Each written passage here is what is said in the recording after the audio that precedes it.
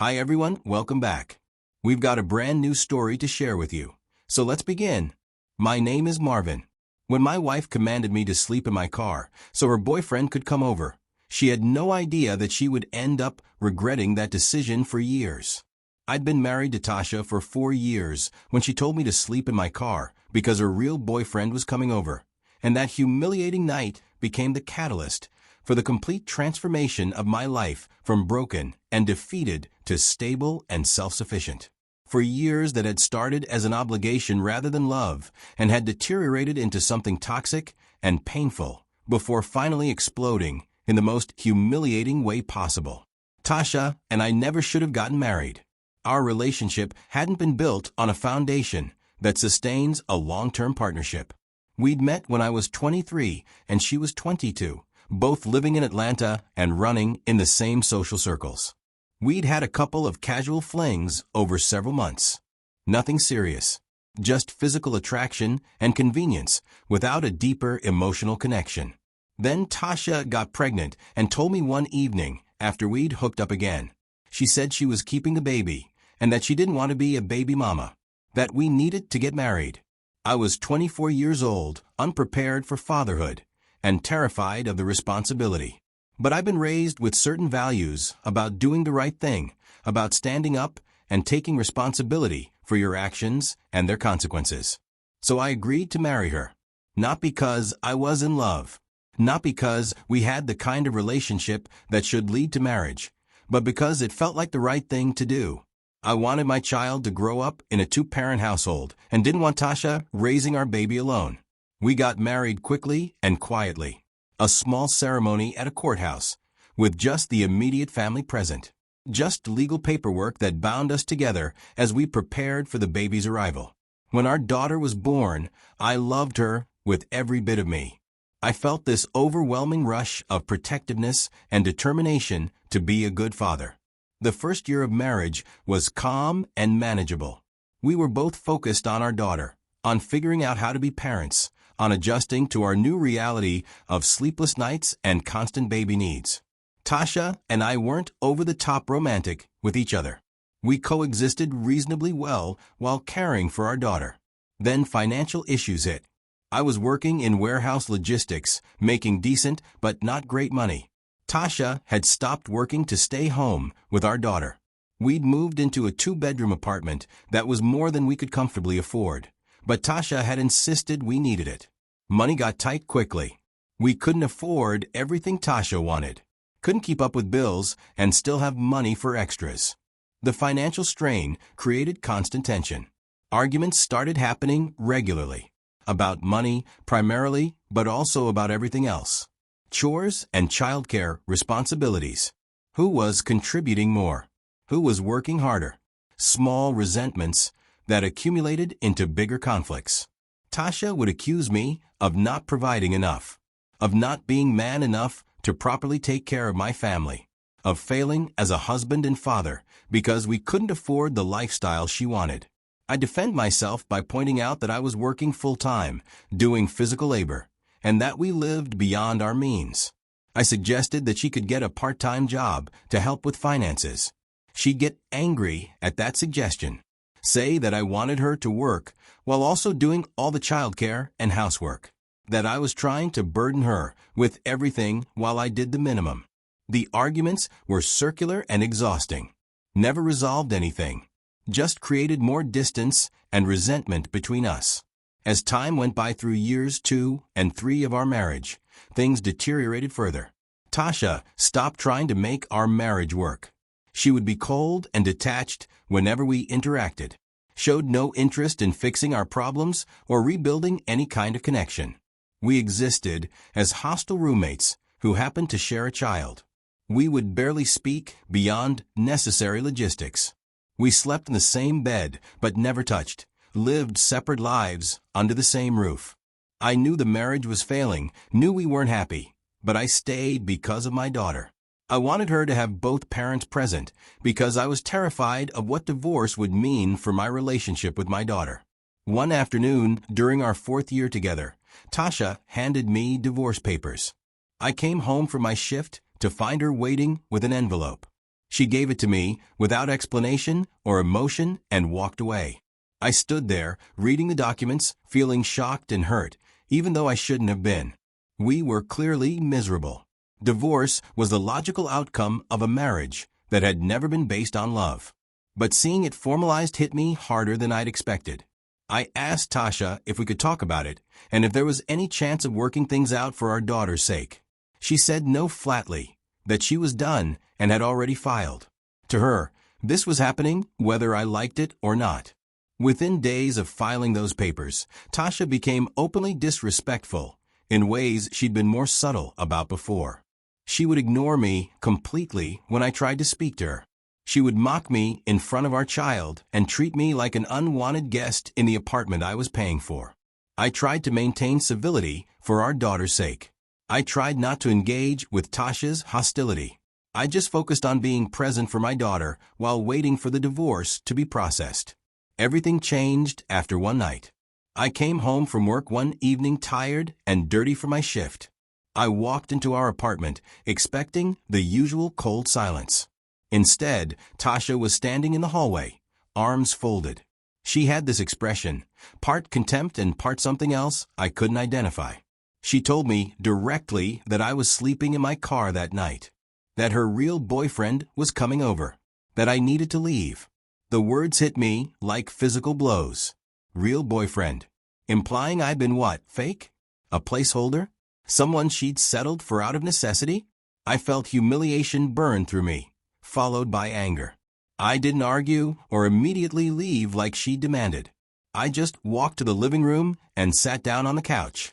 When she repeated her warning, I told her I wasn't going anywhere, that this was my home, my name was on the lease, and if she had someone coming over, they could deal with me being present. Tasha got angry, started yelling about how I was being difficult, how I needed to respect her wishes, and how I was making everything more complicated than it needed to be. I stayed silent, sat on that couch, determined to wait. If there was really another man, I wanted to see him. Wanted proof that my wife had been cheating while we were still married. About 30 minutes later, someone knocked on the door. Tasha answered it. A man walked in. He was clearly comfortable being there, like this wasn't his first time at our apartment. When he saw me on the couch, his expression shifted from relaxed to uncertain, and he looked at Tasha for an explanation. She started telling him that I was just leaving, adding that I was being stubborn, but would go soon. I stood up, while feeling rage building inside of me that I had been trying to contain.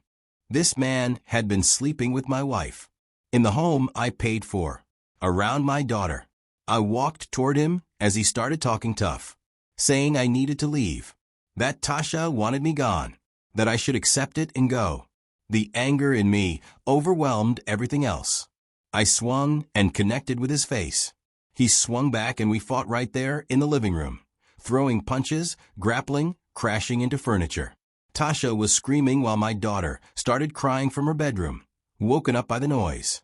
The fight lasted maybe 2 minutes before Tasha called the police, told them there was a domestic disturbance and was attacking someone in their home.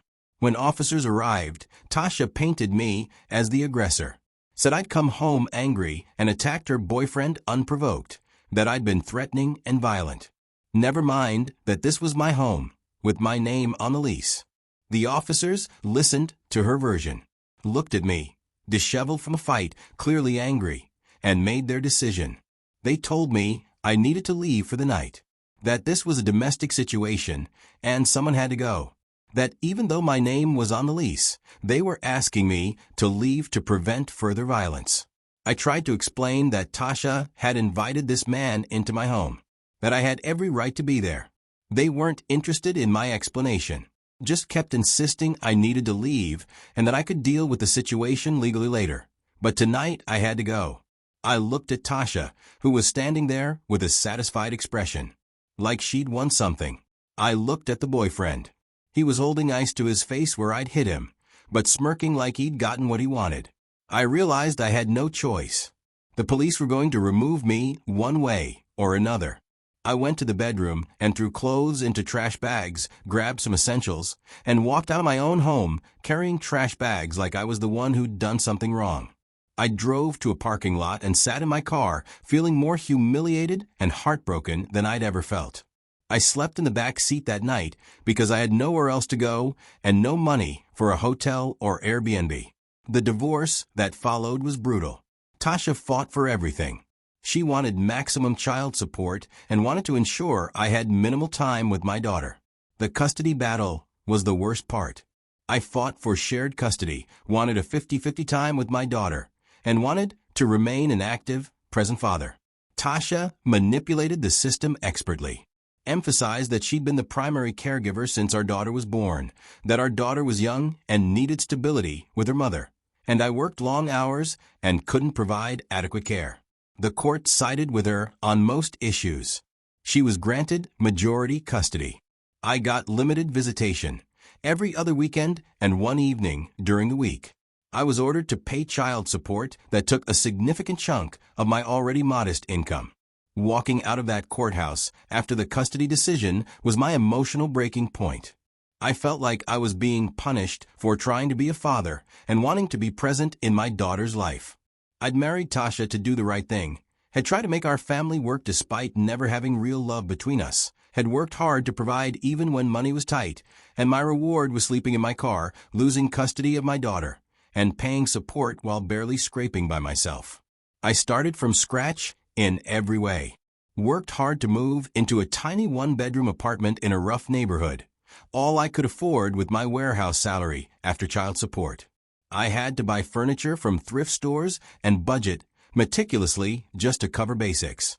The humiliation and the custody loss lit something in me. A determination to never be that powerless again and to never be in a position where someone could tell me to sleep in my car in my own home. I started working overtime whenever it was available, picked up weekend shifts, and took every extra hour the warehouse offered. Started looking for side jobs. Did moving gigs on weekends. I didn't have my child, so I did delivery driving in the evenings. Anything that would bring in extra income. I used that money to build skills. Took online courses in logistics management and supply chain optimization. Studied in the evenings after work. Worked towards certifications that would qualify me for better positions. I applied relentlessly for jobs with more responsibility and better pay and got rejected dozens of times, but kept applying, kept interviewing, and kept pushing. About 18 months after the divorce, I got promoted to a supervisor position at the warehouse. Better pay, regular hours, more stability. I used that stability to keep building, saved aggressively while taking courses, and positioned myself for the next opportunity. 2 years after the divorce, I got hired as a logistics coordinator at a larger company. This move came with a significant pay increase, better benefits, and a career trajectory rather than just a job. I moved into a better apartment in a safe neighborhood with good amenities nearby. While I kept advancing, I kept building skills and kept saving and investing. For years after the divorce, I'd become a logistics manager. Made 3 times what I'd made at the warehouse, had a comfortable home, had financial stability, and had rebuilt my sense of self-worth from the ground up. Most importantly, my relationship with my daughter was strong. She adored our time together. We'd built traditions and routines when she came around. She knew she was loved and valued. Her father would always be present for her, even when we couldn't be together all the time. I was no longer the man Tasha had thrown out. I wasn't the struggling warehouse worker who'd slept in his car, and I wasn't the defeated father who'd lost custody. I was someone who rebuilt my life entirely, who transformed humiliation into motivation, who created stability and success through years of relentless effort. Tasha noticed how well I was doing, saw it in the way I take care of our daughter, in the apartment I'd moved into, and in the fact that child support payments never missed despite being such a burden early on. She started reaching out, being friendly in ways she hadn't been since before our daughter was born. She would linger during the child exchanges to make small talk. She would text about things beyond logistics related to our daughter's schedule. She even suggested that we co-parent more closely, that we could have dinners together with our daughter sometimes, and that it would be good for our daughter to see her parents getting along. Then one day, she said it explicitly, suggested we start fresh, that we were older and more mature now, that we could try again as a family.